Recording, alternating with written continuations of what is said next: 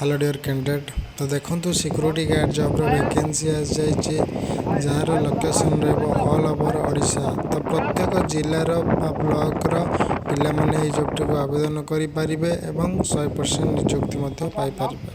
तो चलते आम डिटेल्स आलोचना करवा सिक्योरिटी गार्ड जॉबटी को करने को मिनिमम क्वालिफिकेशन कौन आवश्यकता रोचे।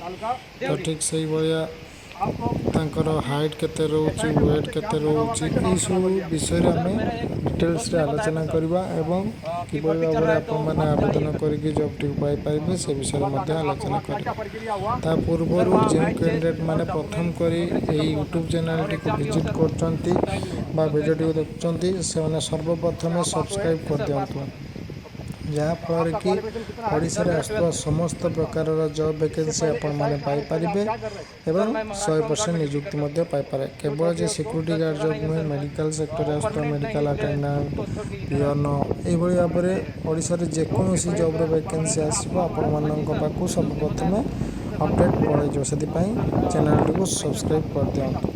तब चलते आलोचना करवा सिक्योरिटी गार्ड जॉब टी करने को क्वालिफिकेशन योग्यता 10वीं पास बा फेल हेल्ले भी चलो। से भाव में height 5 foot 2 inch above male मानक फीमेल मानक हाइट 5 फुट एबव रहा निहाती आवश्यक। से भाव में वेट 50 kg एबव होते से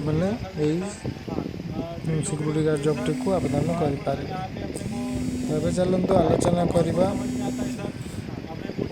तो ये जॉबटी को आवेदन करने को आम कि भाव में आलोचना कि भाव में आवेदन करें। तो स्क्रीन दि जाइए नंबर रे आपण मैंने कांटेक्ट करके जॉबटी को करें।